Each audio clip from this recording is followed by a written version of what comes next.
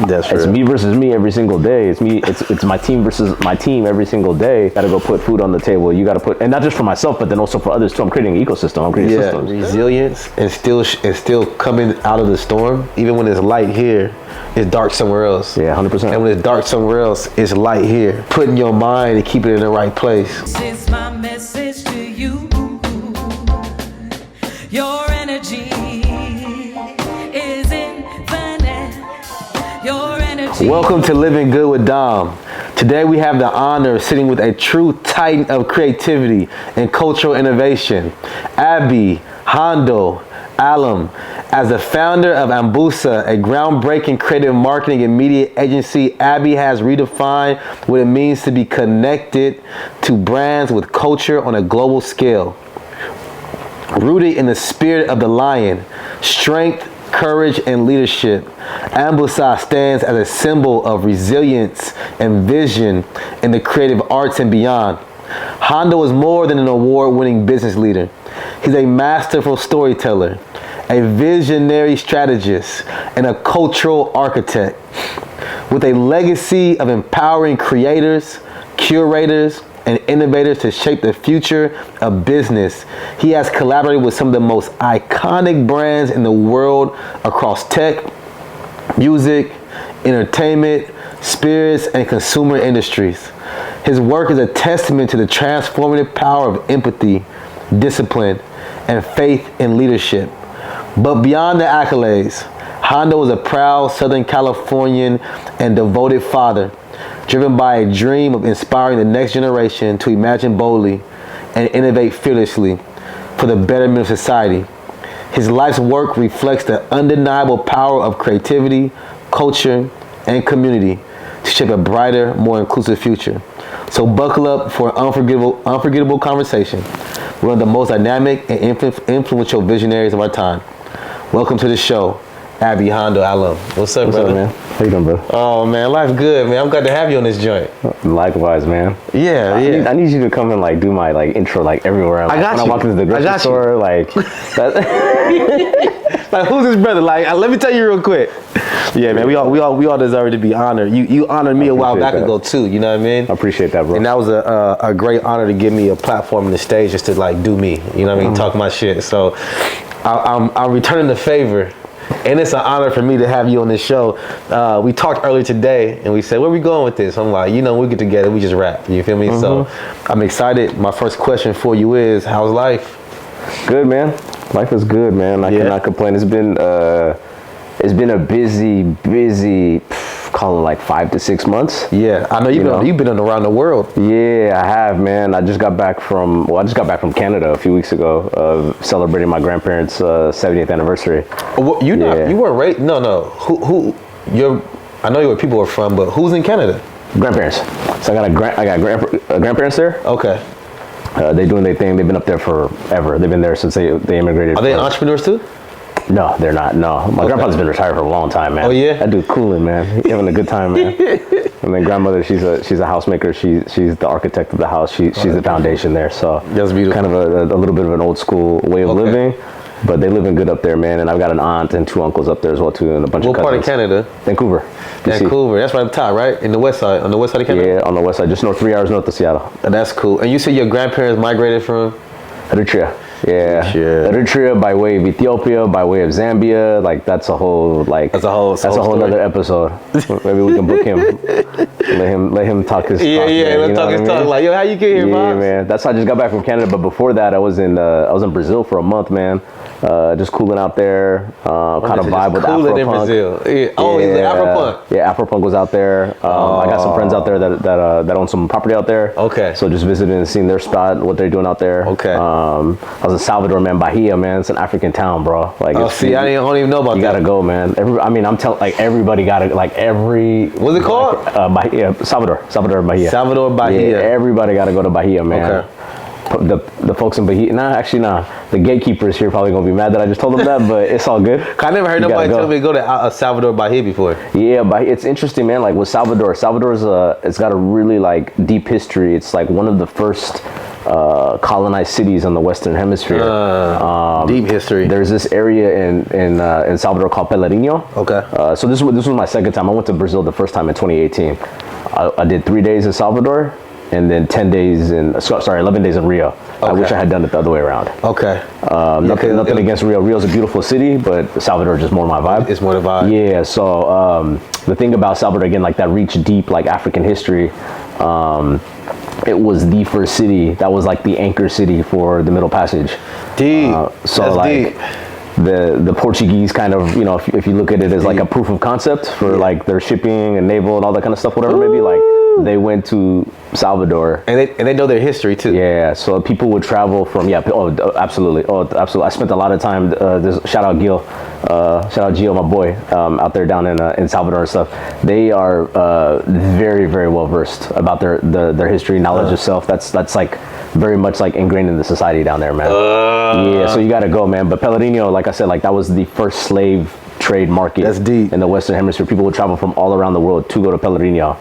To trade humans, unfortunately. I thought there's an alcohol called Pellegrino. Am I wrong? Or Pellegrino, water? that's the sparkling water. Oh man, damn! Now I can't drink it no more. Pellegrino. Yeah, I ain't gonna say I can't drink it no more, but now I got a different association with it now. Yeah, that's a San Pellegrino. That's an Italian joint, bro. That's an Italian joint. Yeah. Okay. Damn. You listen. All right. Fuck. Yeah, man. So Brazil for about a month.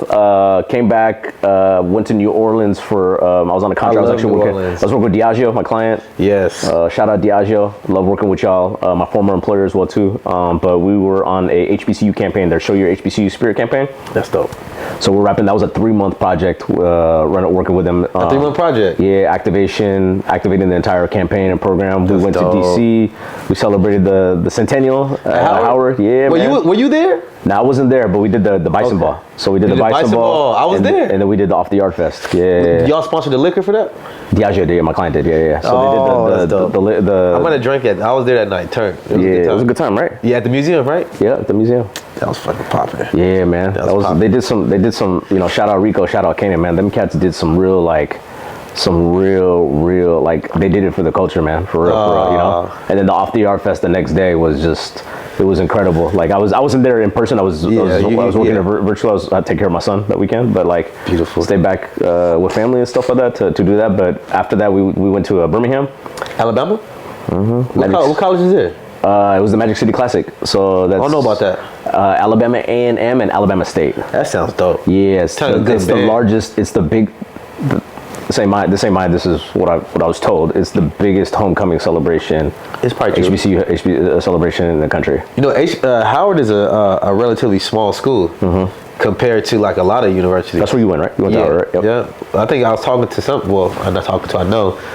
I think grad school and undergrad is like 10,000 people. You know what I mean? Yeah, but I know some colleges, my lady's school, she said it was like 50,000 people. I was like, that's a lot of people, I mean. Yeah, I couldn't imagine going to school that many people, honestly. Yeah, I went to San Diego State, man, 35,000. That's a lot of people. Yeah, that's a lot of people. Howard feels big, though. Like, it didn't feel small. I don't know why it didn't feel small at all, but I guess in comparison to like what a large campus is, like that's pretty minute. You know, like, and this isn't to be taken like as a shot or whatever. Howard Shots alum, fired. No, but Howard alum, like they got like just big personalities, man. Like that's probably what it is too. Like really, like just big, not even big personality, just big energy. Like you just come, like you know that this person went to Howard. Yeah, you know? I can't disagree. I can't. You meet some really intriguing people. Like people are like,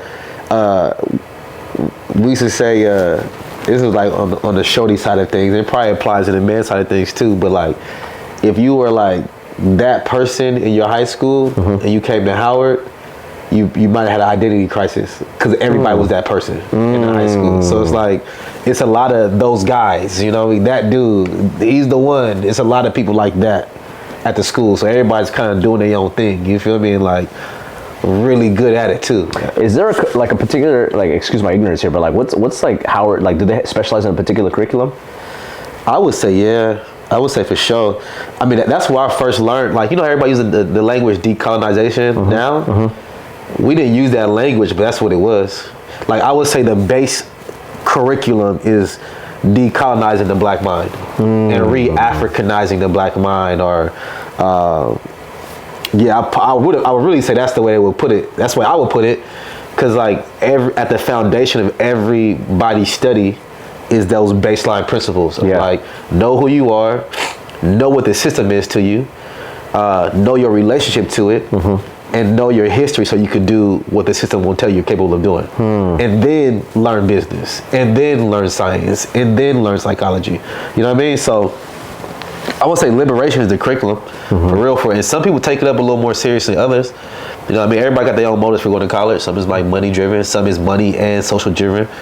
But if you want to go in there and build your liberation flow, it's available to you. You know what I mean? Yeah, I feel like that's like and like, I mean, obviously I've been in HBCU culture here for like the last few months, you know, and like just seeing like just seeing the, like, just, you know, being in the work. And I didn't go to an HBCU.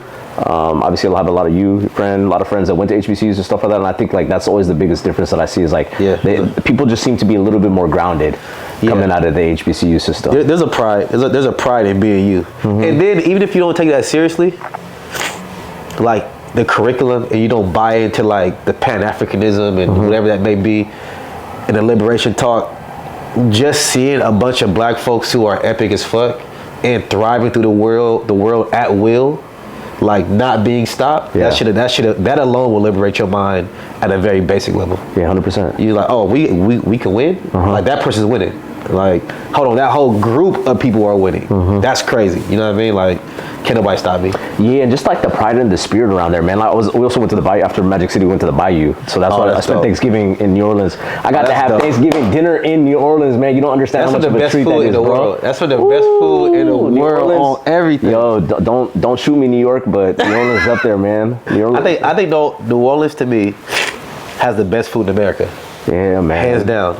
It's so, like, no pun intended, it's rich, man. Like, and it's rich just with history. Just like, there's a lot of practicality in terms of how this food came to be. You know what I'm saying? Like the soul, like the Creole, the soul food, like just that energy. You know, like that is like abundance on steroids in terms of like how people brought it together. You know what I mean? Like, I'm gonna make this taste good with whatever I got. Whatever I got, and then I think the music just adds a little extra flavor. Onto the food. Yeah. That's like the seasoning. That's the seasoning. Let me get a cliff note on there. Yeah, that shit's so good.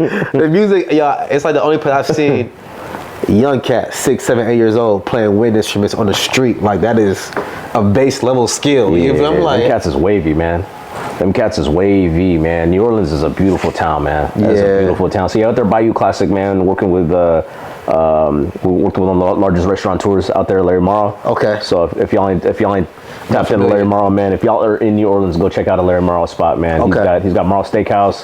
He's got Treehouse out there. He's got a bunch of different properties and stuff like that. But he is the biggest restaurateur. He's bigger than Emerald, man. In New Orleans. He's big like that. Yeah, and his team is super humble. A lot of love. They showed us a lot of love working with them and stuff like that, man. So that's where I was, man. Just all around the world, Brazil, New Orleans, DC. Well, I didn't go to DC, but I was there in spirit and stuff like that. So coming back now, just to relax and settle in. Celebrated a birthday last month. Celebrated my son's 4th birthday. Yeah, but that was last month. We all got together. Yeah, we got together. That was a holiday party. That was a beautiful. Yeah. That was a beautiful gathering of people. Yeah, I appreciate you pulling up, man. Yeah, I had to. Yeah, I really appreciate. When I got the invite, I'm like, Jim told me, because I be in my own little world, and she's like, you know, it's Abby's birthday. I said, oh, where we going? I don't even need to know what's going on. Yeah, what are you doing? I'll be there, man. It was actually, you know, what's crazy because like Dashe, we know Dashe. Shout out Dashe, but shout out Dashe. Yeah, shout out Dashe. She got a birthday coming up too this weekend. Yeah. She does. Yeah. Yeah, she's the godmother of my child too. That's Dashe. Incredible creative talent, DJ and stuff. But Dashe was like, "Nah, bill it as your birthday. You know, celebrate your birthday." But it was actually that was the agency holiday party, man. So was it? Yeah, we did well enough last year where we can throw a holiday party. We can have a holiday party to celebrate for the community and for the creatives, man. Yo, tell me something. When we were on the phone earlier, and we were just playing with themes. And the themes, the exact term we used slips my mind, but I feel like it had to do with like resilience and still coming out of the storm.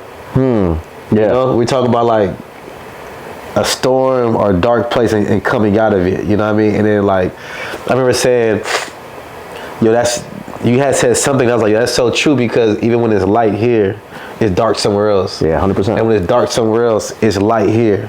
So like, putting your mind and keeping it in the right place is the game of life. You know what I mean? So, how was entrepreneuring for you? I've seen about 2 years, 3 years of your entrepreneur journey. How was it for you last year? You were able to make enough income to throw a holiday party, invite your homies together, travel around the country. But I imagine a lot of folks who watch Living Good with Dom are like us. Probably a creative, probably a business person, probably somebody who takes a career seriously. If you're not even in the creative fields, you're probably somebody who wants to do well for yourself. What was the business, the journey of entrepreneur like for you last year? Man, it was tough, man. It was really hard. That's interesting. Yeah, it was really hard for a lot of different reasons, right? Like you just talking about like, you know, keeping your mind clear. And I think that was the biggest challenge for me last year, was just like, how do I find myself, you know, how do I find my grounding and my positioning? Last year I moved back from San Diego. I was in San Diego for the last couple of years. You were. Taking care of some business with family. You were. Came back, was in LA for the first year. I've been in LA in and out 13, 14 years now. Like, so this is my third stint there. So like, you know, just getting resettled back in the city. Obviously kind of COVID did a lot of number two stuff. So like just kind of refamiliarizing myself with community, businesses, so on and so forth. Things that I knew there to be like are no longer there. There's some new shit up there, so on and so forth. So familiarizing myself there. So just kind of finding like my footing and grounding, but then at the same time too, like understanding like I gotta go deliver, you know, like it's not like, and I think that's the biggest thing about entrepreneurship. I mean, every entrepreneur is going to be like, you know, amen. Like I feel you, bro. Like all this kind of stuff. Like, it's me versus me every single day. It's my team versus my team every single day to go deliver. It's not like I got to check before. That's true. I spent 15 years working for some of the biggest, working with some of the biggest brands and stuff like that. Whether I was on my A game or my F game, like I got paid, you know, I got paid and it was all good, you know, I got paid good. So it was just like having to shift that mindset and understand like you got to go put food on the table, you got to put, and not just for myself but then also for others too. I'm creating an ecosystem, I'm creating systems, so like I'm creating for others as well too, so I'm helping them put money on the table for them, or excuse me, bringing resources to the table for their families as well too, for themselves. So like that is like a mantle of leadership that I think last year I spent a lot of time just like getting comfortable with the uncomfortability about that. Yeah. You know? So like just know that it's gonna always feel uncomfortable, and that's okay. It's okay. You know? Oh, I felt you particularly on like, it's different working when you got a guaranteed check every 2 weeks, because like you said, the real difference is no matter how you show up, you get paid. As long as you do the bare minimum. In the game of, not even if you do the bare minimum, bro. Let's keep it real. Let's keep it real. That's true. You can skate. You can skate. And being an entrepreneur, it's like you really can't skate. It's a consistent game of growth. How much better can I be? Because the money really doesn't equate to just effort. It equates to also quality. So it's like it's the quality of your effort. And that doesn't always mean more effort either. That sounds weird, but it's like, because you can get so good at being effortless that it's like sniper shots, opposed to walking in with a grenade and just blowing up shit. You know what I mean? And I think I'm at the phase of entrepreneur right now where I'm like, I done walked in and blew up shit. I didn't have to just sprayed it all up. Yeah, we got it. Now I'm like, nah, I want to sit back and be very targeted about things. I think about having the family now, and you talk about putting food on the table for yourself and for others. And I'm like, yeah, at this exact moment in entrepreneuring, Q1 has traditionally been my slower season. And with that, I have to play the most practical mental stability game with myself in this season, where I'm not like tripping. Like there's Q2, Q3 for me is like March, April, all the way to like September. Things are flowing, like a lot of things are happening, and I'm like, I'm in a place in this season of time where I'm really thinking. I'm like, wake up in the morning with shit in my brain. I'm like, remember who you are. Remember what you're capable of. Remember what you have already done to prepare for this moment. Instead of like waking up and being like, oh shit. Like, I be having those moments sometimes. I wake up and be like, yo, calm your ass down, bro. Yeah, just relax, man. You're not empty. You're full of energy. Calm your ass down. Yeah, like, you're full of energy. You're full of energy. Like, so I hear you. And also the thought of putting food on the table for other people. Because when you to do big things, you do need a team. Yeah, you do. And I think that's the thing the second thing I would say is like, it was the paradigm mind shift, right? Yeah. You're talking about Q1. You're talking about Q1 as an entrepreneur is, traditionally a slow time for you. It's also a slow time for me too. This is going into year 4 of my agency now, right? Yeah. When I was, my first job out of school I was working for PepsiCo. Okay, PepsiCo has this thing, I think they might still dub it as, they call it Fast Start. Okay. So January 1, you hit the ground running, man. You're selling all your high margin items, you're pushing cases, you're doing everything you see. Like in January, like you got to hit top numbers, like, you know what I'm saying? Oh, you got to hit those numbers. You got to start off strong. Obviously, there's Super Bowl that's right ahead and stuff like that. Oh, yeah, that's true. That's true. There's like history, but it's like a lot of things happening right here. NFL playoffs, like all that kind of stuff, whatever, you got stuff going on. But like their whole thing, so for me, that was a complete paradigm mind shift for me. Where I'm just like, yo, I'm used to like running and gunning right now. Like I'm out in the streets just making it happen. Now I'm planning. I'm thinking. I'm taking care of myself. Taking care of my son, teaching him how to take care of himself. All that kind of stuff. You know what I mean? So like January just feels different. Don't mean that we're not still cooking and we're not still providing resources, but it's not. For me, my busiest time is summertime, right? Just because it's active, that's when the community is the most active, so on and so forth. That's when a lot of budgets open up, there's more free time for my clients for them to be able to focus in on different projects that they're working on, so on and so forth. My company, we do a lot of refining of systems for folks as well too, in terms of driving strategy. So summertime is a busy time for me, right? That's again different. It's just a different shift in a different way there, stuff like that. But the second thing for me that I was working on last year was building my team. Yeah, that's like, important. Okay, who does what? Like, because as you know, as an entrepreneur, and then people be thinking it's so glorious as an entrepreneur, right? They'd be like, are you a CEO of your own company? You a founder? So on and so forth. Like, what you be doing? I had a kid at Northridge interview me for something from a project that he had at school, and he's like, "What you be doing? What's your day to day like?" And I'm like, "Man, it depends, man. Sometimes I'm this like cool ass CEO, just making it happen. Other days I'm the janitor, like over here like fixing my table and cleaning up after myself. And it's so true. All of a sudden, another day I'm the accountant. It's so true. Another day I'm on business outreach. Other day I'm on the call center. Like." It's like, it just really depends, you know what I'm saying? Other days I'm customer service, and it kind of goes from there. But like last year was really interesting. I was able to bring in a designer that I've been wanting to work with, and I her and I got to get to put some work together and stuff like that. That's good. I think I saw that work too. It's beautiful too. Yeah, man. We went through a rebrand last year as well too, so that was like a big project for her. Kind of going from there. We soft launched our website, ambassad.co. Check it out. We just soft launched last month. That's good. So that's out live and stuff like that. But we were building our systems. And in order for me to build those systems, I needed that team in order for me to bring it together. If you want to go, what is it? What's that? That's not even cliche. It's real. It's like if you want to go far, go together. If you want to go fast, go by yourself. If you want to go fast, go by yourself. That's the whole, that was the whole thing. So like I was just like, all right, bet. Like we had some success early in the agency, and it's like, all right, I want this thing to last like beyond me. So if I want that to happen, I gotta let go of some stuff. Yeah. So what did you have to let go of?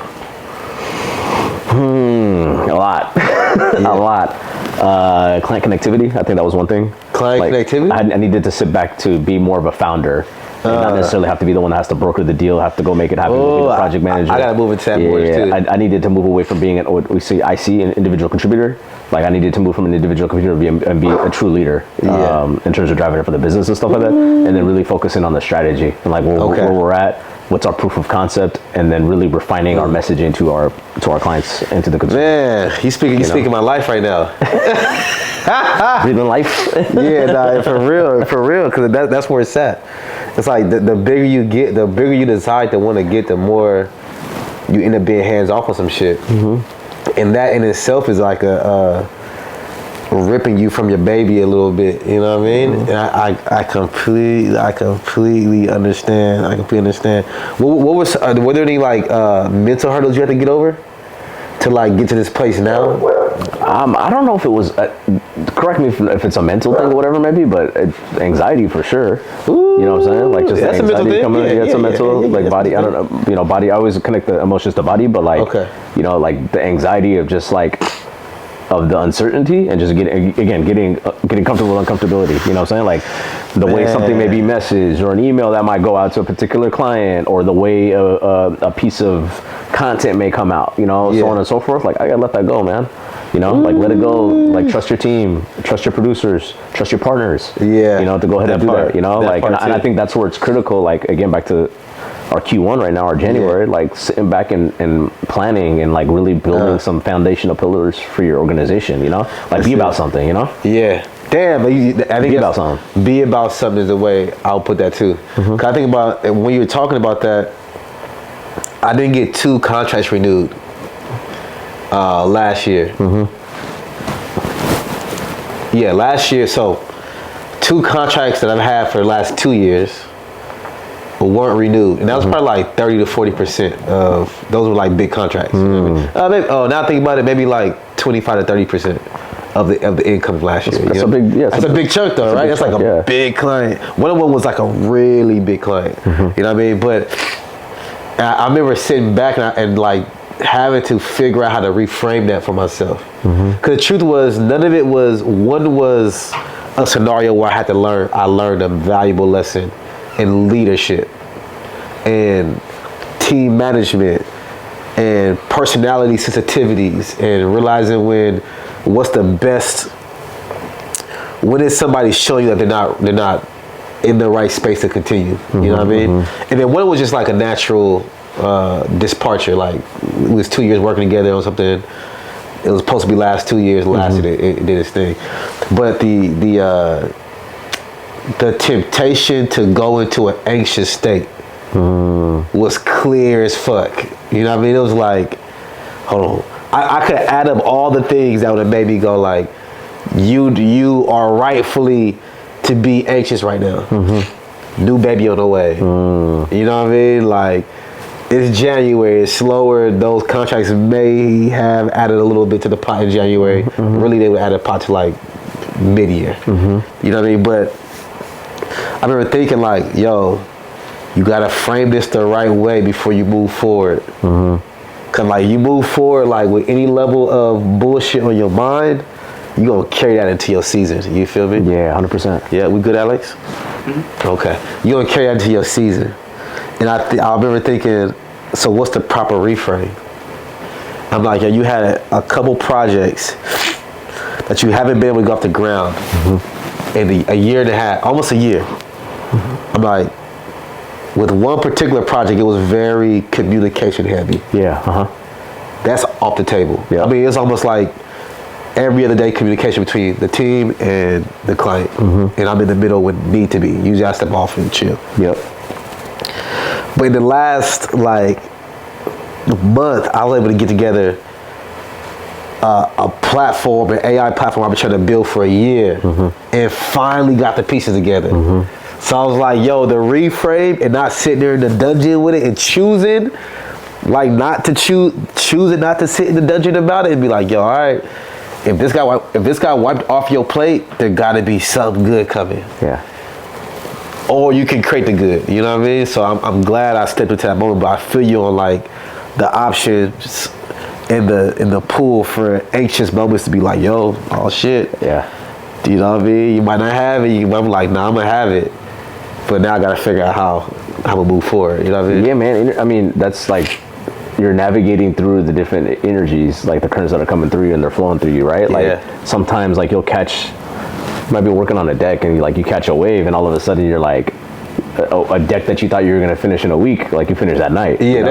Like, and then there's other instances where you start that deck and then it goes dormant for 3 months. That's you true. know, That's like true. whatever it may be. You know what I'm saying? Like whatever your endeavor, your ambition is, and I think that just like recognizing and accepting, like, you know, a lot of these things, like when the energy comes, like the momentum flows through it, like you just got to capitalize and take advantage of it, like execute on your beliefs. That's what I've been, that was one of the things that I wrote down on when I set my goals this year was like execute on your beliefs, you know? Damn. Like you have to. You really do have to. Yeah, you do. And like when you do hit those roadblocks, you know, those writer's block, for lack of a better term, you know what I'm saying? Like when you hit that and stuff like that, like let it be, and it'll come back to you. Damn, bro. Especially if it's meant for you, it'll come back to you. It'll come back. I love what you said about executing on your beliefs, as I sit back this year, I was playing. I was like, yo, what is the one thing that's stopping you from accomplishing the Dom version of yourself that you know is right there? And it was like, yo, I falter on my beliefs. Like, I know something is the right way to go. 100%. Yeah, 100%. Feel it from my spirit to my logic to my emotions. I feel it. And then in some instances, I would get to a point where it's like a little hiccup, a road in the block. I'm like, damn, is it a good idea? I thought it was. Am I wasting time? You feel me?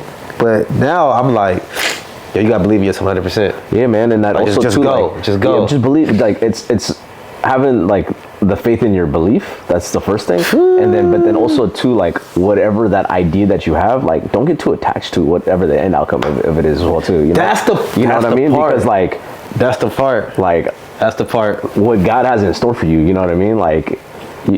A lot of the times we're not even able to fathom it, you know. Oh man, you know, like if to think of it as like an analogy, like with our parents, you know what I'm saying? Like when our parents got together, your parents didn't think about you. Yeah. They didn't think about me. Like they didn't have the ability, they don't have the capability to do so. God does, you know, that kind of stuff. So like that's the whole thing for like us, and I think with just when it comes to like attachment around like what something looks like, and again back to like building my team, like I had to detach myself in terms of like what the end outcome was, you know. At the end of the day, what was my KPI on how I measure things, you know what I'm saying? What was that particular indicator that I had for me? And it was like, do I got a happy client and does it look good? You know, like the client's happy, the client's satisfied with the work and stuff like that, and they want to continue to do business with me, like amazing, that's awesome. And if they don't, that's okay too. We gotta be able to learn from that, you know. That's true. That's true. And I think the detachment, and I don't know, like I don't know if like our like education system or even like our current like call it corporate America, whatever, maybe like is even like maybe even aware of that, you know, what that looks like and stuff like that, because we get so attached to like what something needs to look like, you know, like we live it like in America, we live in a Wall Street industry, you know what I'm saying? Like what's my stock price today? What does it look like today? We're all attached to the stock price, you know what I'm saying? But then like, you know, like that's one aspect and that's one indicator, but it's really like what type of value you creating, you know? Ooh. Yo, you said something earlier about not getting attached to the outcome. And when I was doing my like self-assessment, that's what boiled down to why I was losing faith in my belief. It boiled down to like I will lose passion and excitement for the right now because I'm thinking so far ahead. But I'm like, damn, I wanted to look like this for this person. I wanted to make this much money. I wanted to like have this impact. And I would lose the focus on, but like, yo, all you gotta do is knock on the deck right today.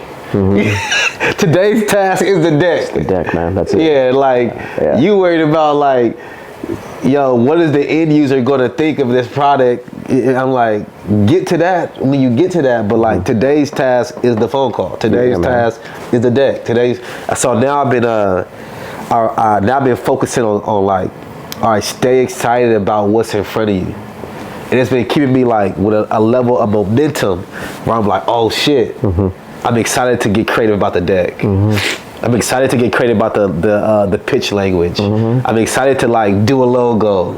But before I skip over all that shit and try to get to the end, yo, fuck this, pass it off to somebody, I don't even care what it look like, I'm just trying to get to this end thing. I'm like way down the road, skipping all like the beautiful moments of building something. Yeah, man, the journey, right? Like it's a journey, never the destination. It's a journey. Yeah, I wish like I was programmed like that as a coming out the womb. Like, oh man, the journey. That's it. Now we got sons that we can program that into. Yeah, man, or at least try to. Try to, yeah. Try to program. Shout out to me. How would you program a kid to not have so much weight on the outcome, but enjoy the process or the detail of right now? Like, what is that mind frame that we talking about? I think we could program it if we name it. You know what I mean? Like, if we like, I think so. Yeah. We kind of name it now. But I don't know. Simple answer, I don't know. Yeah. Like, we'll figure it out, and I think it's gonna depend. You know, what program I have for my son is going to be different from yours. Yes. And your future seed as well too. I think the thing that I tried to lean back on for myself, just with that, back to that me versus me, and just coaching myself up and ensuring that I'm the best version of myself I can be every single day. Yeah. Like, it's just to feel liberated, to feel free. I think what does that mean? That focus. It depends on the day, man. Really, like if I gotta go like run errands and I don't really care for, like, I've spent a lot of time in my career in the grocery store, so I don't really care for grocery shopping anymore. Wait, why so, do you spend a lot of time in the grocery store? Just because my career, you know, working at PepsiCo. Working at I got you. I used to spend a lot of time in grocery stores. Like that's what I studied consumers in the grocery store. That's got you. So now I don't particularly like going to the grocery store. It's important, I understand that, but I don't like doing the shopping piece of it. But I have to do it, you know. But like, that's something that doesn't make me feel liberated. You know, what makes me feel liberated is like being able to create. Right now, it's being behind a camera. I feel so free when I'm behind the camera. I hear you. Oh, that's beautiful. Yeah, I feel very free when I'm cooking in the kitchen. Okay. You know, like things like that. I feel very free when I'm working out. Like, those are the things that I know that make me feel free. I feel very free when I'm out hiking, you know, and moving my body, that kind of stuff, you know? So I think those are the things that just like those things that you try to stay in tune. Yeah. Like, that help you kind of feel like, okay, like that's what makes me feel liberated in that sense. And I think that's the kind of the code with the kids in general. Like how do we support them? How do we teach them? How do we lead them to feel their best liberated self? I think like liberation also boils down to like your purpose, whatever that is. It might be, I know for me right now, I'm trying to eat less bread and shit, right? Just cause I be crushing bread like it's fucking, it's bomb. Yeah, I be, yo, bruh. I'm like if my bread habit was equated to like a cigarette smoker, I'm like a 3-pack a day kind of guy. You know what I mean? So I don't even fuck with it no more like that. Cause I'm like, nah, bro. I already know I'm 3 packs a day is I'm gonna slip this slope, bro, and it's fuck around in the whole loaf. Be gone.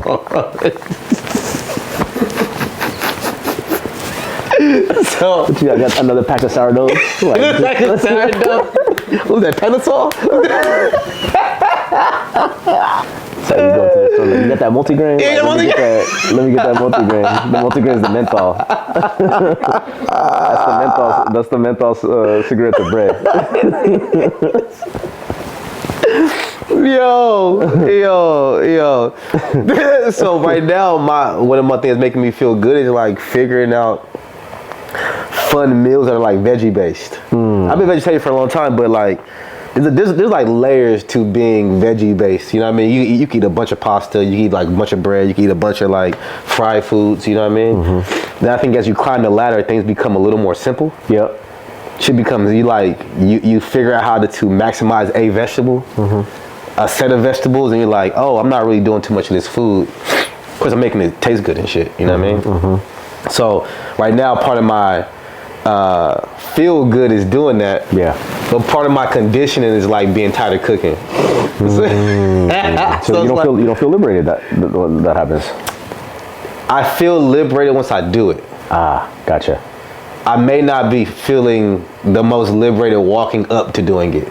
I equate to like going to the gym and like you're in the car like I don't feel like doing this shit. But then when you pumping that iron, you feeling yourself feeling swole. You like, I'm glad I went to the gym today. You know what I mean? I feel good. You know what I mean? So I know part of my liberation is to remember that the preceding feeling is not always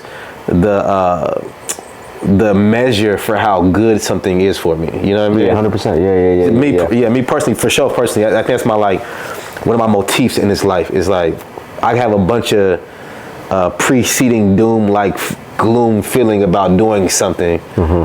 But once I get to it and it's what I'm supposed to be doing, I be feeling like, oh man, I'm so glad I did this. You know what I mean? This is amazing. That's what I remember my mom used to describe, like when I was a kid, like just like she would talk to me about this and she'd be like, Abby, sometimes the way you approach like homework, for example, you look at it like Mount Everest and you'd be like, oh, I gotta do, and then I actually get it done and I'm like, oh yeah, that was it. That was cool. That was it. Like it was all good. And I go back to the journey, right? Like, and I think that's the thing where we're just like, we're so like hyper focused, like, and it's a beautiful thing, man. Like goal setting is a really cool thing, but I think sometimes like the toxicity of like goal setting can kind of come where you're just so focused, and the toxicity isn't in the goal setting. No, I hear you. I hear you. You know?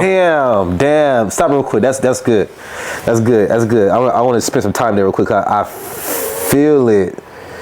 You said the toxicity is not in the goal setting, but the attachment to the goal. Yeah, 100%. Because it's almost like when it feels good, it's like when it's like a trusting or a knowing. Usually, I did it. I'm set that goal. Mm-hmm. I'm gonna make my intentions to do these things, and I'm not gonna be too hard on myself if I should not happen to do them or if whatever the fuck. Yeah, I set a goal like at the end of the day. I want to launch my website. Like we did, right? Yeah. I set a goal to launch the website. Cool. I got there.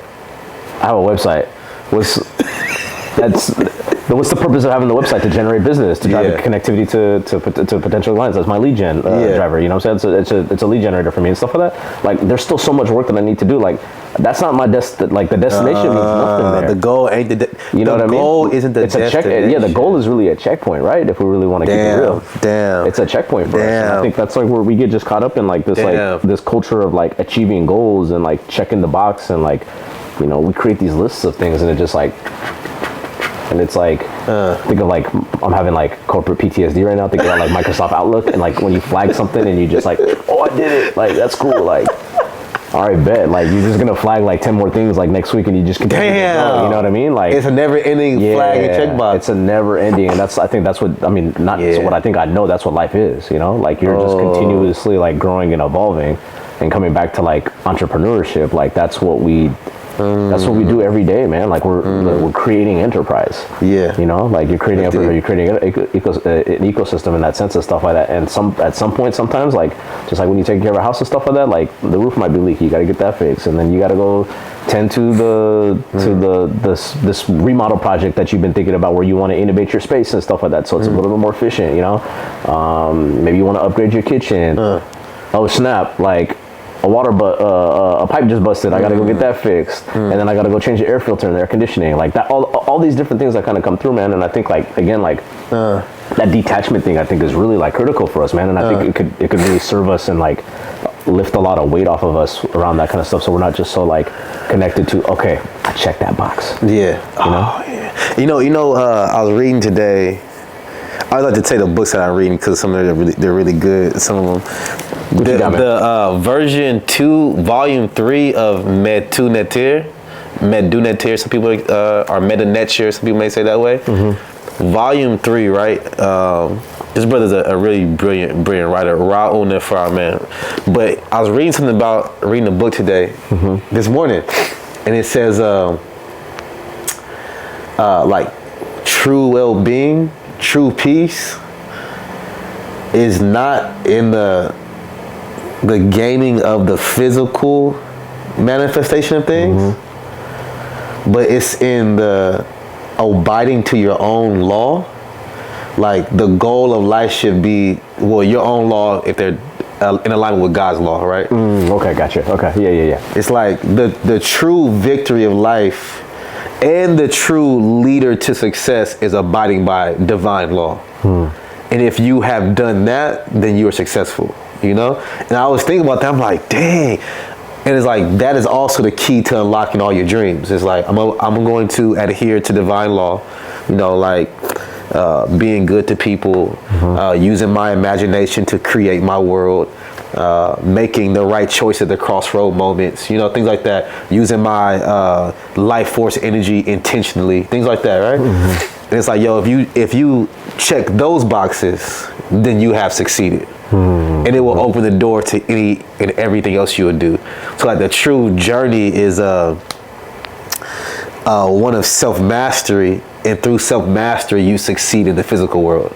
And I was like, it made me reorient myself for today. I was like, oh yeah, like, so the goal should be to do the things that you say you will do, and whatever that outcome is, that's all. That is in co-creation with powers way greater than yourself. Yeah, man. You feel me? And I think about Nipsey put it in a way more poetic, beautiful way. He said, victory to me is when I keep my mind right. Victory to me is when I spend my time right. And I'm like, that's it. Like, it's not, he didn't say victory to me was when I sell 100 million albums and, you know, I'm able to buy all of Crenshaw. It was like, yo, victory to me is when I spend my time right. And when I use my mind right. Yeah, man. Period. Now, I think about what you're talking about with the checking the boxes. And it's like, that's not the victory of the day. Did you spend the quality time with your family? Did you spend the quality time with yourself? Did you, for me personally, not spend that extra time on social media and gave it to the task you actually said you wanted to do? You know what I mean? The outcome that may be immaculate outcomes, or it may be regular shit. And maybe one day when you're not doing nothing, it's just a blessing comes down and it's everything you wanted. You know what I mean? Yeah, so, man. Yeah. I think, you know what's crazy to me, man, is like one of the big, like I've worked really hard since I've left corporate America and yeah. How long has it been? April 22. Okay, 4 years. 3 years. 3.5, some change? 3.5, yeah. So 22, 3 yeah, 3 years. It'll be 3 years in April. Yeah, so, beautiful. Congratulations. Thank you, bro. Thank you. Yeah, congratulations. I think. No, I'm just joking. Congratulations for sure. I'm just joking. I understand why you say that, though. No, but you know what's interesting? I've worked really hard since I've been there, and all of us have, all entrepreneurs have. Also, too, at the same time, too, in terms of like why we work, we measure ourselves money is like one of the yes. the major factors here, at least in our yes. society, right? Yes, that's true. But like I will say this, like I have made more money working less than I did in corporate America, if that makes any sense. I've still worked hard. Yes, I've still busted my butt. I have too. Blood, sweat, and tears and stuff like that. I understand when you talk about like, you know, the wheels spinning and the bullshit that you go through in a lot of those organizations, especially organizations that like grounding and stuff like that, like I'm just like, yo, like check is clearing, like it's still good, you know? And like it's the quantity versus quality kind of like comparison there, you know what I mean? Damn. Like kind of like to go back to like that point about like, again, goal setting, like we get like, all right, how many, like, it's gonna be a bad Jamaican accent, but like, how many goals you got, man? Like, you know what I'm saying? Like the whole, like how many jobs you got, you know, like that whole thing? It was real bad. But, like how many goals you got, and I think like we're measuring our society, like our quality of life in our society by quantity. Like what? You don't, the quality time, you talk, the thing that resonates with me when you talk about your quality of your family and stuff like that, right? Like, how do you measure that? Ooh, the quality time? Yeah, you don't measure it by hours spent. No, you don't. I don't. Yeah. No, none of us do. Yeah. Like, I hope you don't. Like, if you do, it's like, you know, I spent 10 minutes with grandma today. I'm good. Like, I'm like, nah, that's not it. You know what I'm saying? Like, what did you do that time? Like, were you honest with that time? Well, exactly, man. Were you intentional about that time? Yeah. Were you vulnerable with that time? I think about the time, the quality time. This is a good flow. I went home right after the New Year, checking my moms, just checking in, chilling with moms. I went home again for the California fires. Was home for a week. I did not want to be home for the fires, right? Like, it wasn't I didn't wake up on Wednesday and be like, I'm gonna go to San Diego today. It was like, damn, it smells like smoke out here. You feel me? Man. I got a newborn, pregnant wife, baby boy. I'm like, I gotta get the fuck up out of here. I know what bad air do to you. You know what I mean? They used to have crazy asthma back in the day. So I'm like, I know what this does to you. Yo, the beautiful quality time that was spent with my mom. I would say that wouldn't go well. I would say thank you to the fires, but I would say thank you to myself for taking the opportunity to be present in that moment. You know what I mean? So I really want to say, because that quality time was priceless. I'm in the kitchen cooking, singing my songs and shit. I just started singing out loud like recently. You know what I mean? I was like, fuck it. I got a new fuck it with it. But my son here is different because the quality of time, the way I measure the quality of time with my son is how authentic can he see me being? Yeah. Like, can he see Dom being Dom? Will Dom sing like he does in the kitchen at home when it's just him and his son out in public? Because I'm transferring that comfortability of expression to him. You know what I mean? Will Dom, you know, have a good time and be super expressive like he is at home with his wife and his baby, like he is in public? You know what I mean? It's like, so just on the quality of time, you're right, it's not quite, it ain't a time measurement. It's like whatever your quality measurement is. You feel me? Like, but for me, it's like, can I show up at my mom's crib authentically? You know what I mean? Can I show up with my son and wherever else I go, family's crib, homies, authentically? You know what I mean? Yeah, and I think we measure that quality by joy, right? Like that's good. That's good. Does it bring me joy in what I'm doing, how I'm spending this time? I think that's. Damn. I think that's one way that we measure it. Because I want to say you're right, because the most joyless moments is when you're not being yourself. I think everybody who is stuck in a job where they feel like they can't show up as themselves, they have to show up with a facade on that they're not comfortable with. Some facades are not all the way not you. Yeah. Some things are a version of you. There's a professional. Everybody's a professional side. Like, I'm not walking to church cussing and shit like on this podcast. You know what I mean? It's still me. But some folks have to show up to places completely not themselves, and show up to family relationships completely not themselves. And that is when it feels like you're in a box. So How do you equate that? It is joy. Yeah, it is joy. It's like being able to like not like. I think in music, like a lot of the time I make a lot of references to music, and like Tyler the Creator's new like project that I haven't heard it yet. Oh my god. People keep telling me too, it's good. Listen, bro. Listen, Chromacopia's album of the year, man. Okay, for sure. Album of the year. Album cover art fire too. It's an incredible project, but he has a song on there called "Take Off Your Mask," and like that's what you're telling me exactly is like what's resonated to me very strongly is like again back to like how we're measuring quality, in this instance and stuff like that. And it's like when I don't feel like I have to put on a mask, I can be me. Quality. Can you be your quality self, your true self? It's a quality expression of who you are. Damn. That's how we program it. That's how we program ourselves to be our best selves. Hey, but you know what though? I'm sorry to interrupt you. But that is not always going to feel joyful though. No, it's one indicator. Like, and that's like, and I think there's a lot of dynamic. You understood. Or dynamic C's, whatever. I don't even know if that's a word or whatever, maybe. But just like there's a lot of just a lot of different variables in terms of and to be even more clear, the journey to that self-expression may not feel back to the doom gloom preceding thoughts. The journey to expressing yourself authentically may not feel good. You may have to go through like all the thoughts and all the matrix of what this person and this environment was to you, and all the belief systems associated with this one thing or this one person. But then when you conquer that thing and you actually show up as yourself, it's like it is an automated joy. Yeah. Even if it don't go right, sometimes it's like when it's all over, you're like, damn, I didn't coward.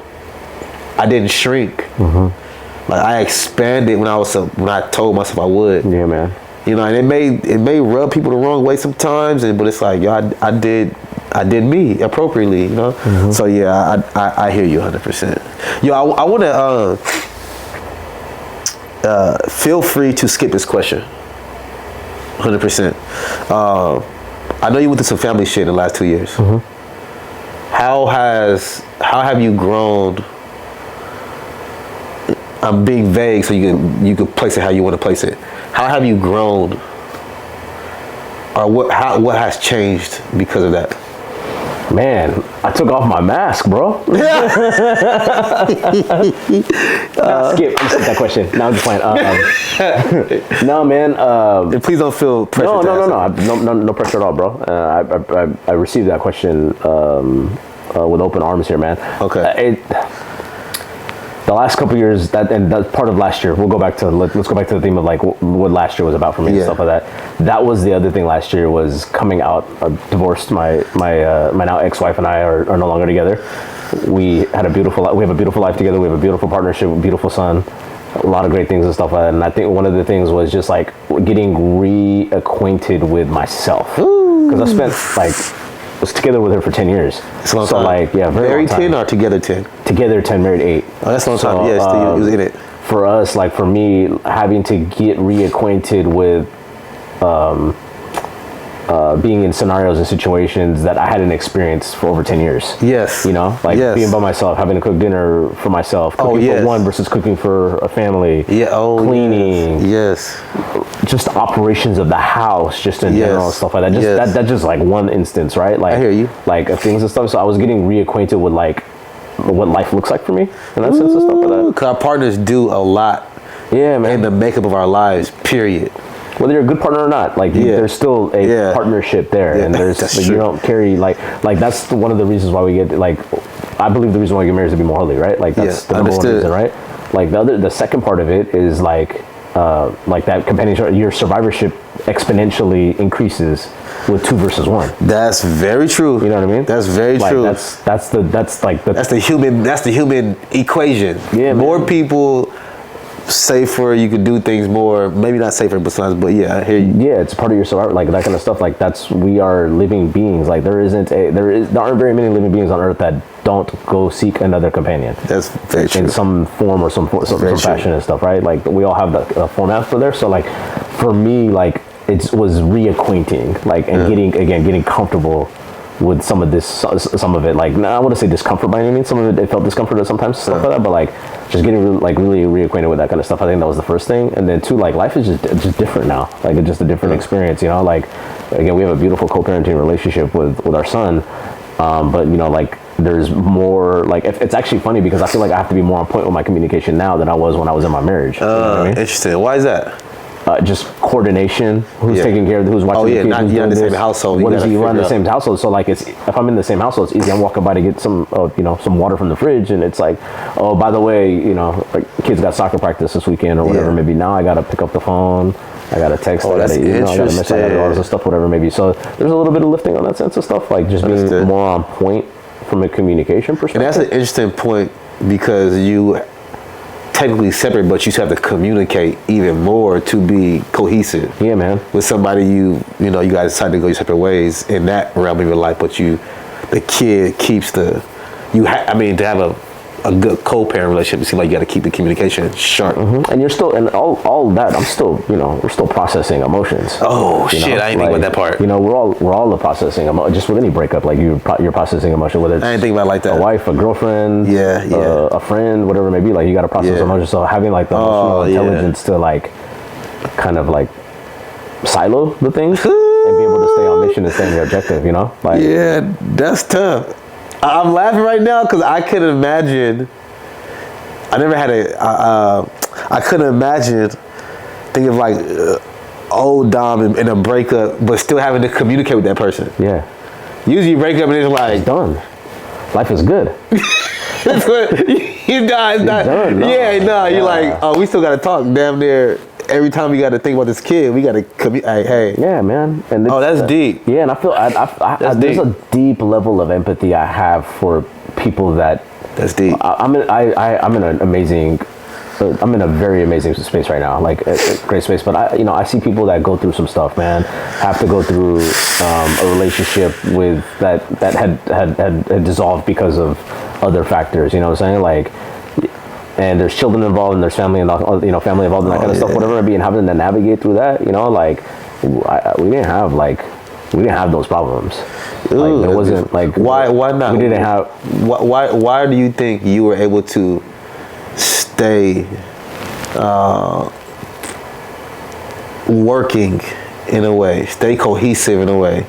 Like what today? Like today, right now? Yeah, like what principles did y'all lean on to make sure y'all was like, okay, I'm not gonna have the problems of, the people who are separated and then like it's straight beef and you can't. Yeah, it's not about, for me. It's a bigger. It's not about me.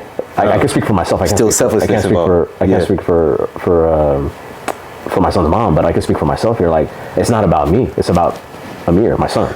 Got you. It's like her and I very much aligned on the charter of like we want to make sure that we deliver the best life for this kid to the best of our ability, to our God-given ability. That's my charter. That's my focus on there. There's a purpose y'all still abiding by. Yeah, so like that's the purpose. That's what we're kind of grounded by. But I'm blessed to have that awareness.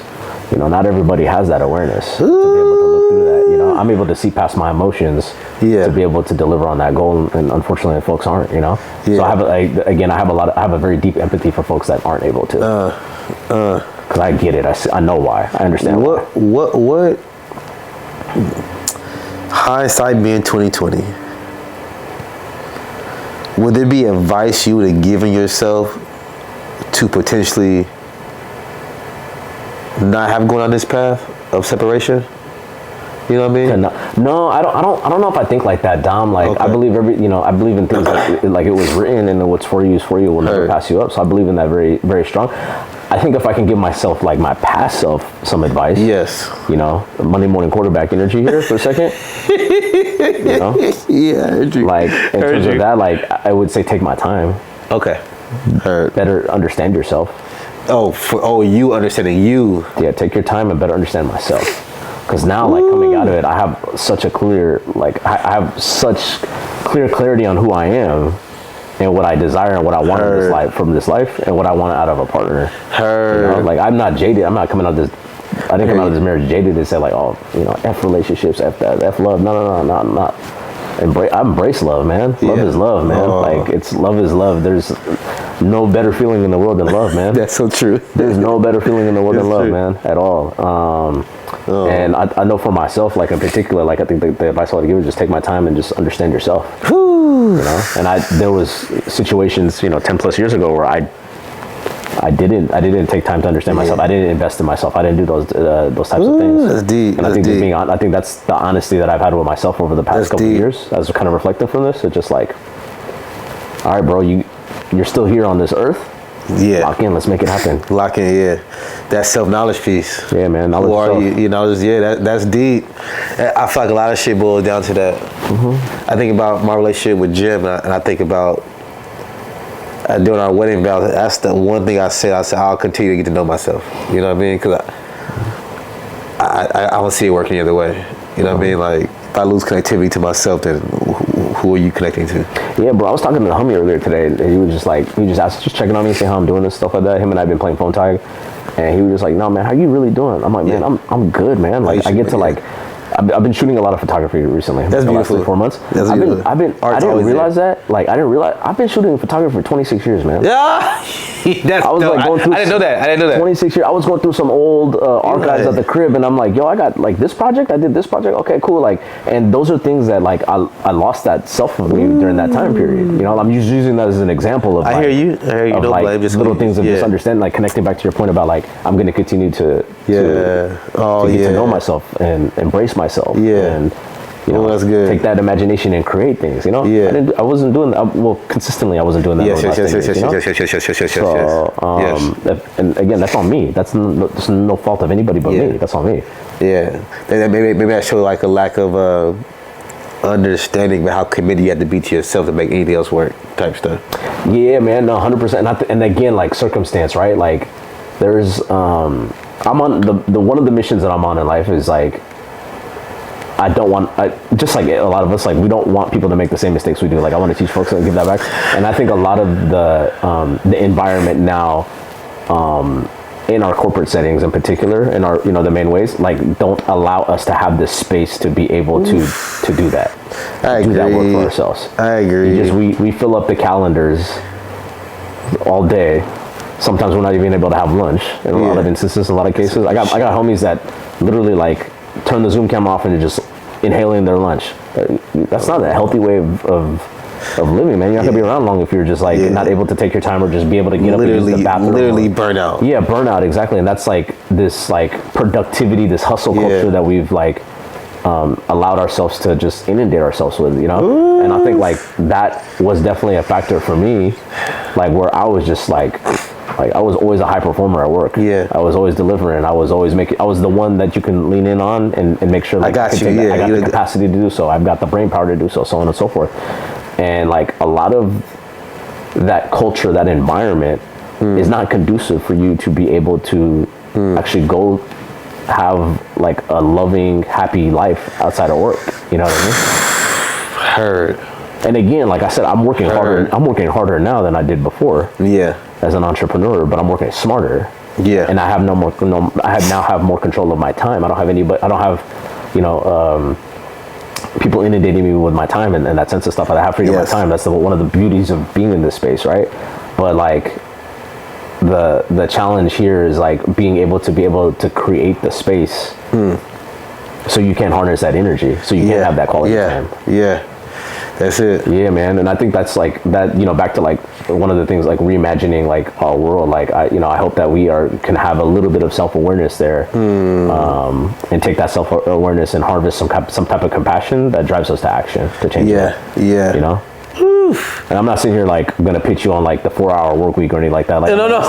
You know what I mean? Like that's not my thing. That's not my narrative there. Nor do I really understand that narrative like that. But like my whole thing is like just around like just being able to create space so you're able to live a more holistic life. I think what would be pitching if you were pitching anything, it would be knowing yourself enough to know how to give back to yourself so that you can be more complete in these spaces. 'Cause I think, you know about Arise Wellness, and this audience kind of knows about Arise Wellness, a company that my wife and I run. Great company. Thank you. But we do a lot of work in the personal and workplace well-being space. And it's like, to have the ability to create an environment where people can show up fully, even with a full load, it makes the load feel less. And showing up fully doesn't mean it's like at work all the time. Even, I think sometimes I wrestle with how much should a workplace give energy to its employees around their well-being? You know what I mean? But then when I get out of the hustle culture of it, I'm like, if people are investing their brightest hours to you, their sharpest hours to you, the least you can do is find a way to help them learn how to do well at home and in their personal life. So when they come to you clear. You know, I hear you 100% there. And I think it's so dope that after the transition that you and your ex made, the mother of your child made, and you guys are, and the lesson you learn and you're taking from it is like, I gotta learn me. And I think that's such a value. Like, that question could have went so many ways. It could have been like, she did it. You was like, nah, I would tell myself to learn to know me better, slow down and know yourself. You know, and that's baseline. I think the baseline key to success right there. Interpersonal and external is like, can you be patient enough to know yourself? You know what I mean? Because the next step after knowing yourself is loving yourself. If you don't know yourself, a lot of people can't even see, a lot of people can't see themselves. Yeah. They can't see themselves. Yeah, that's very true. I remember, even now, sometimes I have trouble seeing myself. I think that's where community comes important. We all do, yeah. We all have the challenges. It's like, you know who you are? Like, sometimes you gotta tell your homies, like, bro, you acting like you not you. You know what I mean? And it's like, I think Jim is a great reflection. The homies are great reflections. Y'all always feed so much life into me. Because sometimes I can feel like, I ain't doing enough. Like, yo, you know what you doing, bro? And it's like, damn, no, you right. Let me slow the fuck down and chill. You feel me? And really embrace his life. Yeah. Damn. Yeah, I don't have nowhere else to go from here.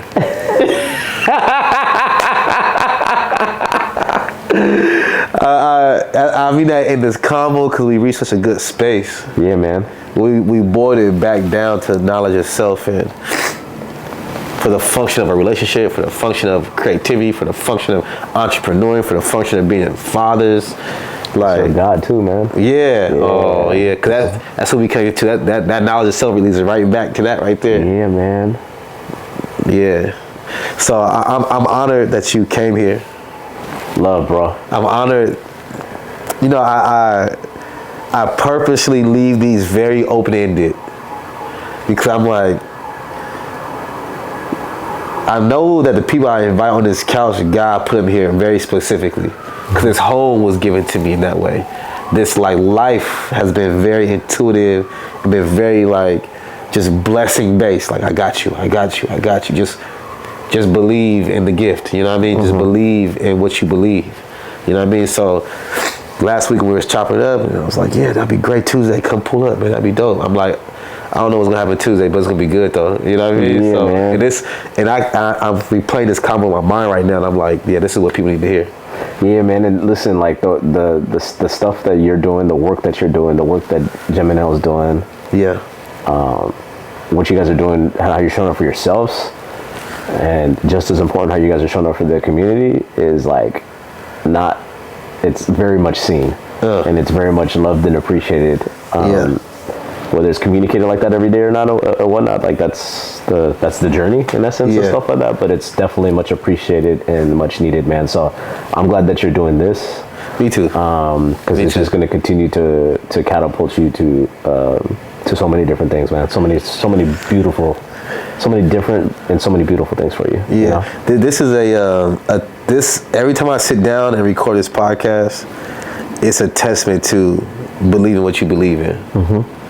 Because in the start of this year, I wrote down like 3 major goals, and I almost left this one off.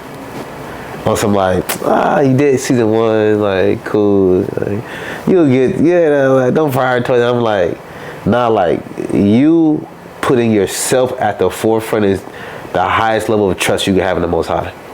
Where it's not something where you need a lot to be successful. It's like, God, know you gave me everything, so let me express what's inside of me. You know what I mean? So this is a testament to me believing in belief, that the beliefs are in me. You know what I mean? Yeah, so thank you for that. Of course, bro. And as I tell my clients, man, just continue creating for yourself, man. Yeah. Like always create for yourself. And you know, a lot of 20% of it is just showing up. You know, and the divine energy will take you the remaining 80%, man. Anyway, 1000%. Hondo, my honor. My honor. Thank you, brother. Appreciate you, bro. Thank you, man. Easy. Oh, that was good, bro. That was fun, man. That was fun. I'm gonna turn these off real quick and we'll do like a drop. All right, bet. We just do like a thanks for pull up. We talk to me and Hondo talking. We get a picture. We get Alex in his journal. Bet. Yo. Here. Oh, the camera. Oh, that was me did that? I think so. It's okay. This camera's still on. Yeah. We'll put this on the bloopers. Oh, that was me who did that. Damn. That's a good shot. That shit look good. Yeah, this is good. All right, cool. We'll do it from this camera. I'm gonna get a flick too for the content. What you say? I want to get a flick from this couch for the content. Oh yeah, for content sure. Reel. That's one thing that I've leaned in on this year is like stepping. I wish we came. It didn't flow up, but it's all good. But like stepping out of the shadows. I guess we did talk about it in terms of taking the mask off, but it was more so in the relationships piece. But like that's been one of the biggest. What's on right now? So what are we talking about? Sure, Alex ain't here. Yeah. No, just taking off. Like part of like taking off your mask is like stepping out of the shadows and like I have replayed so many different instances where I shrunk in my previous career because of like what somebody would think or how they thought of something or what the perception of a boss would be. And like I'm just like, that was one of the things that I feel so free and liberated where like for myself and being able to lean in on like being a face, being a face of an organization, like looking at myself not only just as a person but also as a brand as well too. You know? You know, like you're that valuable. I could be that. And it took community to remind me like the equity that I have. Yeah, I be seeing it. Even at your brother part, I'm like, this is a room full of dope ass people, bosses, creatives, and everything in between. You feel me? I'm like, the value this man holds in people's life, like this is the value of this organization. Yeah, man. Just like and that again, that's like I don't look at the score. I don't count the scoreboard, right? With relationships, like if you're looking at the scoreboard, your relationships and stuff like that, that relationship is doomed. Like straight up. I agree. And like, I think like with, I believe with any engagement and stuff like that, just being able to show up as yourself and seeing like what value can I bring, not just for myself, but then for others. You know? That's true. Without keeping the score, that's so true. Yeah, like that, and that's where I feel like my corporate conditioning was like, all right, what am I? I used to work at Coke.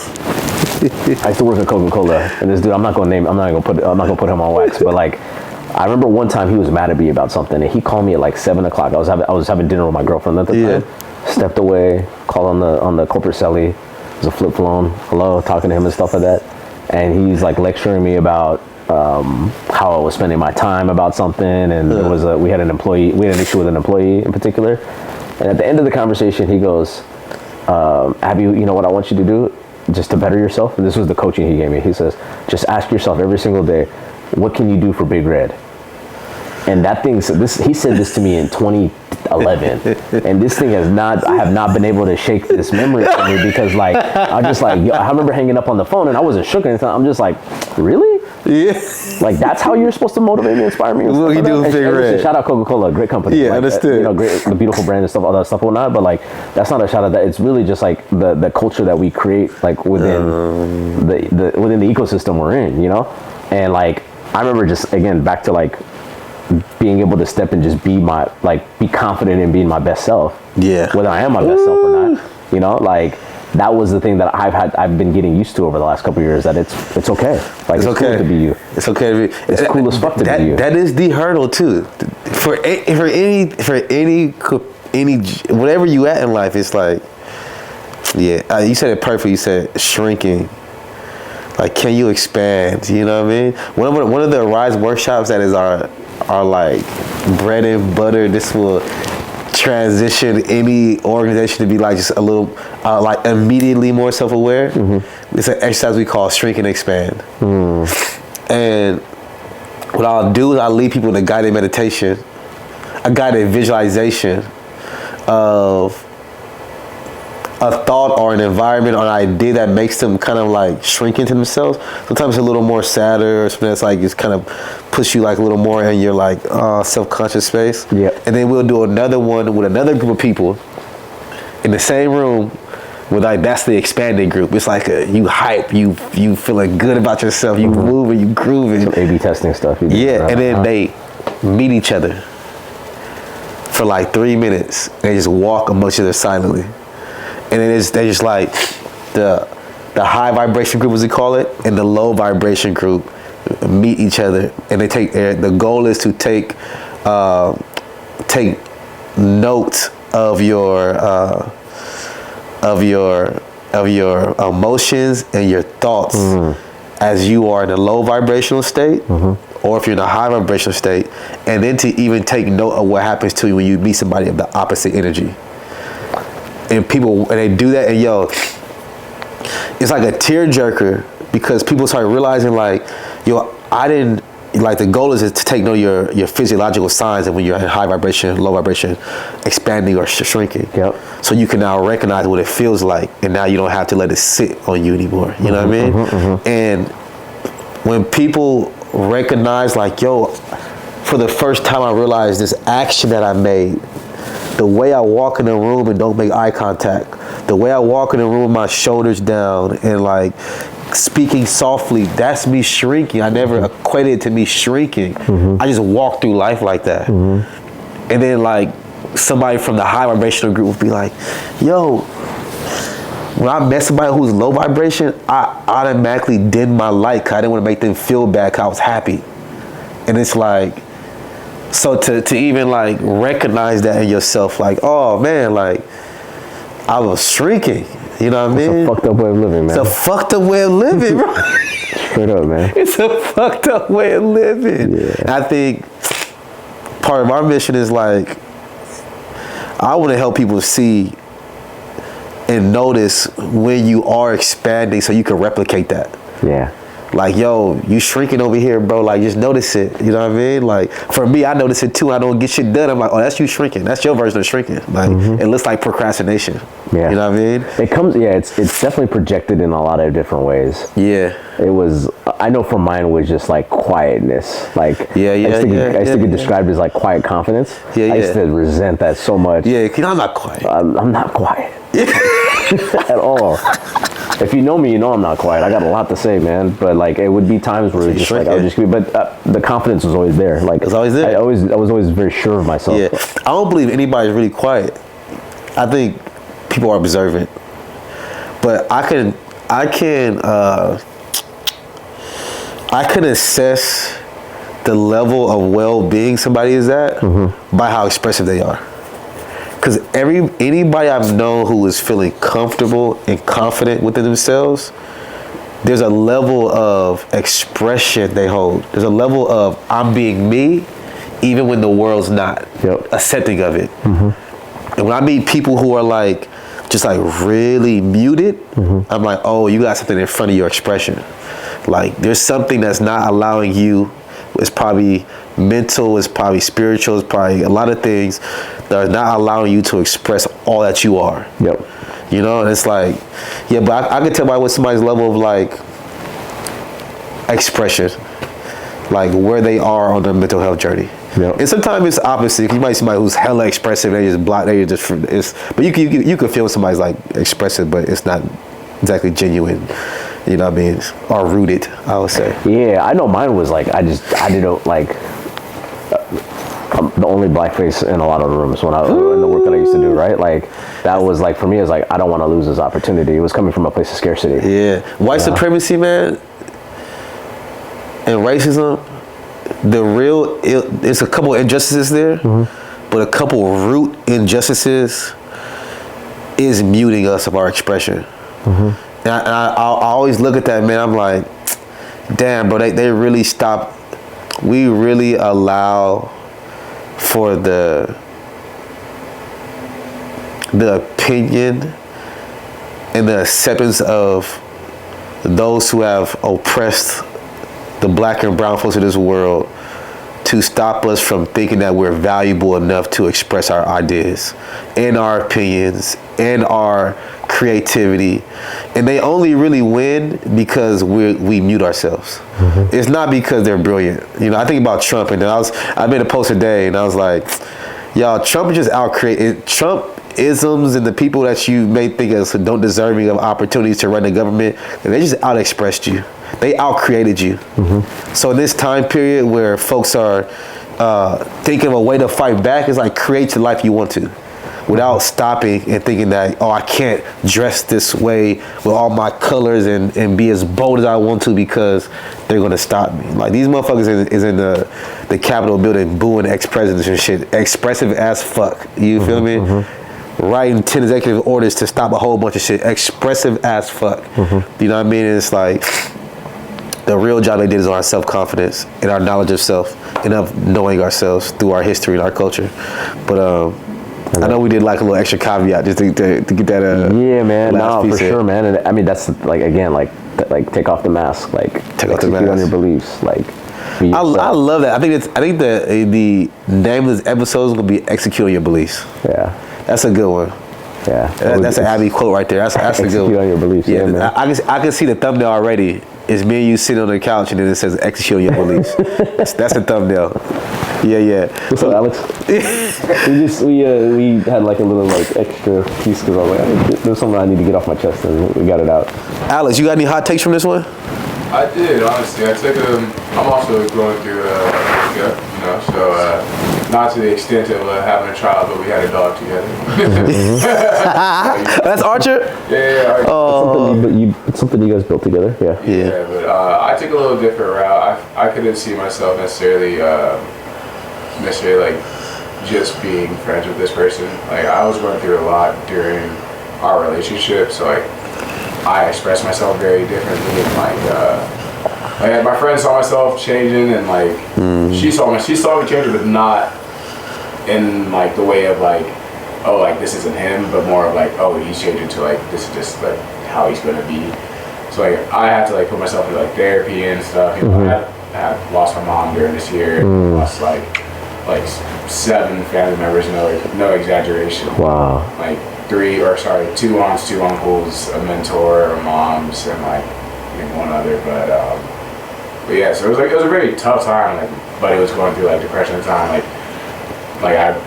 We got up at one point 12 in the morning to like go like stop him like jumping off a bridge type thing. So it was like, it was like going through a lot, but then also just like understanding that, how you took away from like it being like, this is just like, things are meant to happen, if that person meant to just be there during that time, then like, like allow for that to be, and then, just look for what's coming next. But yeah, I'm also a very like believe in love person, so like I don't want to give up on love type thing. I like some parts of the relationship made me jaded, but like I didn't take it. I feel like getting into therapy allowed for me to like really process a lot of things and like, come out on the better end with a lot of things, just trying to like become okay with myself now. Yeah. Yeah, man. There's the kind of like the causal effect of this, like the mentality of like it's not for you, like has also for me, like I have been able to just cut people off really quickly. Yeah. If it doesn't align with me, I'm just like, okay, bet. Like this is really minor, but I had a situation on Saturday where I was leaving the beach. I was parking, right? And like the beach, like it was sunset, people are trying to get a parking spot, people for parking spots, and this lady, she's behind me and she's trying to get a spot for me, and I go, it's gonna take me a second, I gotta put my gear away. So she pulls up, but she ended up blocking me, and I go, hey, like, you're in my way, like, can you move out the way? She goes, do you see this line over here of all these folks and stuff like that? She just started popping off at me, and I looked at her like, I'm trying to look out for you, like, I'm telling you, like, you gonna get your parking spot. So I just looked at her, I didn't even address her. I just went back to get my gear done, put my gear away, closed the trunk, got in the car, pulled out, blocked the other car from coming in, and just looked at her like, and then her daughter popped out the car and was like, hey, thank you so much, you know, sorry for my mom, so on and so forth. But like, the thing of me is like, I just have like a quickness to just like detach when I see that something's not for me. Yeah. And that was like with my situation with my ex-wife, where the relationship between her and I was just not conducive to our future growth. It served us then, and it did serve us for the time period that we were together. But like, for who we were like intended to be and who God created us to be, like, we weren't meant for each other. And there's, I can give you like 10 or 11 different like points and be like, oh, this time and this time and this time. Like, I can tell you when I didn't see those points of like, oh, this isn't for us, but we just continue to push through. Yeah. And like, I think just the thing is just like being able to just be like, find that comfort in detaching and just be like, all right, that's not for me. And something way grander is coming for me. Yeah, I think like I was also like in a weird space like at the beginning of a relationship, because like I like probably got out of it maybe like 8 months prior, so I can say like probably moved on a little quick. But I was also like 19. So Yeah. I was like young love, but yeah, like my mom passed maybe like 6 months into us dating, so then I feel like I like attached her pretty quickly. Yeah. I kind of like tried to make things work, even though like there were a lot of signs just like I don't think she's really like the relationship type thing, you know. Yeah, man. And women like women are the creators of life, right? Yeah. Like, we assist. Yeah. You know. And that was like a big thing for me. I wanted kids so bad. So like, I was convincing her. yeah, man. Like, women are the creator of life. I was like, you do, you know. Yeah, man.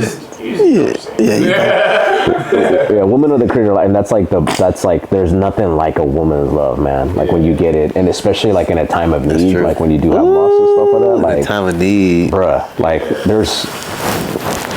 I've made my mistakes. I'll just say this, like, and I've made my mistakes, and I've made peace with it, and found forgiveness in myself for how I moved with women in the past as well, where like I was in a time of need emotionally, where I'm just like, yo. Ooh, that's deep. You know what I mean? Like, I kind of like, and looking back on it, it's like, damn, I probably used her to feel better, you know?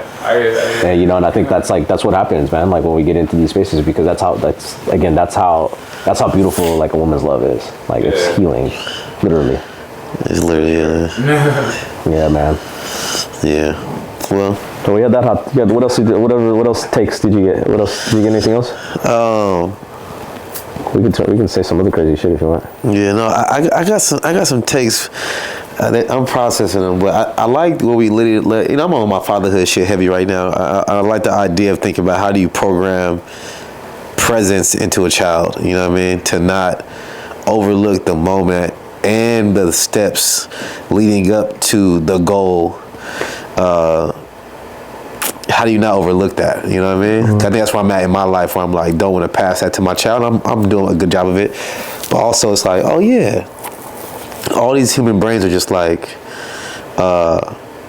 it's like operating systems that haven't been programmed yet. You know what I mean? And to intentionally program him to be like appreciative of every step. Like, don't pass over it. Like, I think about when this life all goes away, bro, and we sit on somebody's, hopefully our own bed, surrounded by family, warm and fucking happy and healthy, and just time to die in your sleep type shit. You know what I mean? I just be thinking like, you're not gonna give a fuck about every goal that you fucking hit. You know what I mean? There's gonna be very few things that make up that moment. That last breath moment, there's gonna be very few things that make up that moment. It's probably gonna be your level of general health. So taking action on your general health, probably the family around you, like, were you good to people when they want to be next to your side in your final days, you know what I mean? Like, probably going to be some level of economics that's involved, like, were you able to leave yourself comfortable enough to, like, pass away in peace, you know what I mean? But outside of that, you're not going to give a fuck about the rest of this shit, you know what I mean? Like, that shit didn't fucking matter, you know what I mean? So, now having a kid, I'd be thinking about that shit where it's like, what is this shit that's like legacy? What is it like? Legacy is too strong of a word, but legacy sustaining actions. Like, I think being present is one of them. Like, yo, you can enjoy sitting here with your homies and not thinking about like, I gotta finish this deck tonight. You know what I mean? And go fucking run off real quick. It's like, yo, because the moment we build with right now is gonna be the moment where we go and we can call each other where, you know, God forbid we get ill or some shit in the future, and we could call you up and be like, yo, bro, I just need you to bring me something real quick, and it'll be done because of not any payment I sent you or any business you gave me. It'll be because of the way we made each other feel in these moments. We're just like, y'all can be real with this motherfucker, you know what I mean? Like, point blank period. Like, so to really appreciate those moments is like, I'm able to learn to do it with my wife too, because we have a kind of relationship where we're both like high achieving and getting shit done all the time, you know what I mean? But it's like, to fucking just stop. Jim is way more chill than me. Like, she gonna do what she gonna do no matter what. Her life mission, but I'll probably keep the family pace high. You know what I mean? I'm probably the one really on the gas with a lot of shit, you know what I mean? And it's like, I learned from her to fucking just chill sometimes. Like, she be manifesting shit with ease. Like, it's like her foot don't be on the gas all the time, but shit is still happening. I'm learning from that. It's like, oh, you ain't gotta force everything. That's the mental of the leadership, though. That comes with leadership and being like head of house. Like, your goal is to monitor all things, and one of those big things is pace. It's pace. Yeah, and for her way of flowing is like, it's a different. Again, like the divine feminine, right? Like the divine feminine doctrine and like what that is like about. Like, they are special beings, and just special beings that God has created on this earth. Yeah, that they're able to just create some shit with their head, man. Man, you ain't never lied. Create some shit with their head. Like, we can do it too. We have the ability as males. We have the ability to do so too. But like, man, the way that they do it is just the finesse game is A1, bro. They women create differently for sure. They really do create differently. It's like, damn, like that's a whole different way of making shit. Yeah, man. They are truly receivers. Yeah, man. It's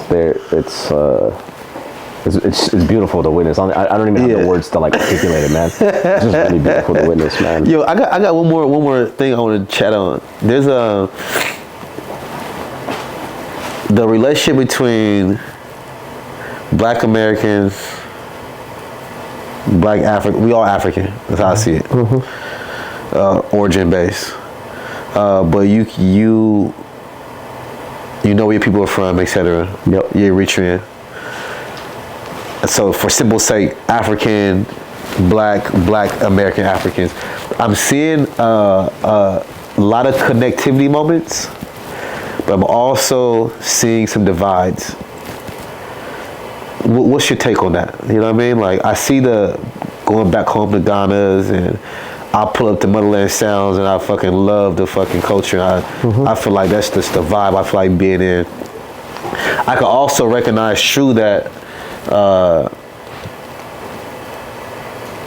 the African homies being the butt end of the jokes a lot in high schools and in elementary schools and middle schools and shit, and I feel I see a lot of harboring of that pain too, expressed as adults.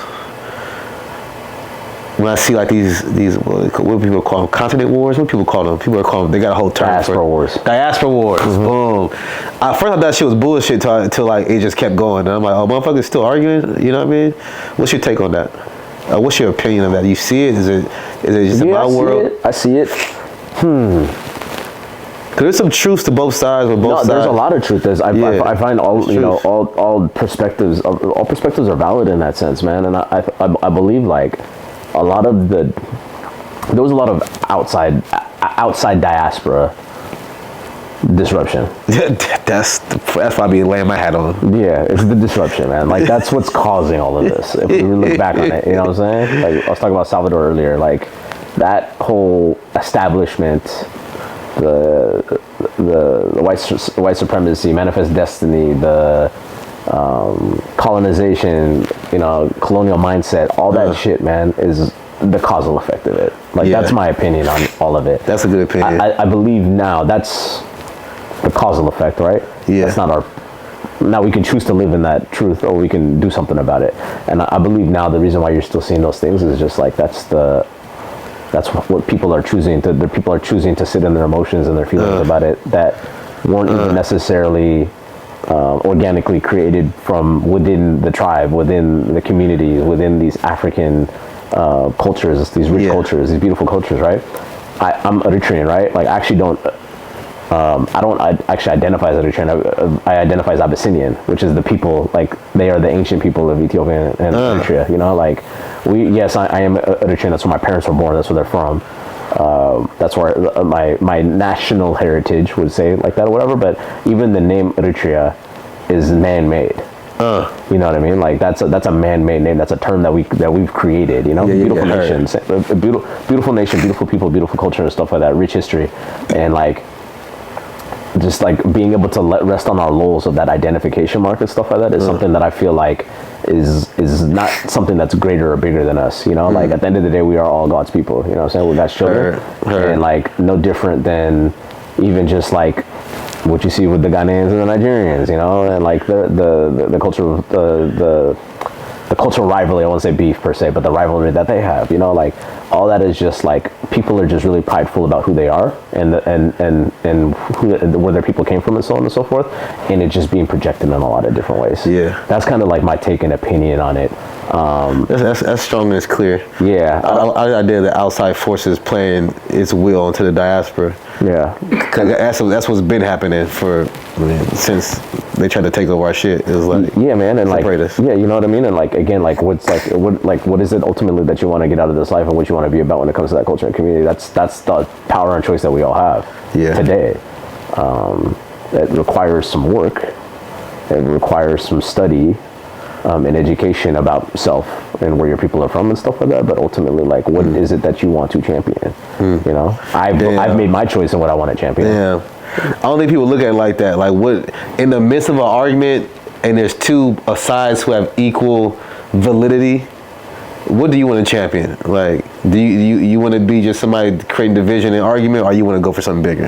Yeah, because like, when you hear that question changed a lot of people's mind, a lot of people's perspectives. 1000%, man. It's just like, oh, like, we're like, again, I'm gonna pick on the Nigerians and the Ghanaians here for a second, but like the jollof rice thing, right? Yeah, that's just an ego fight.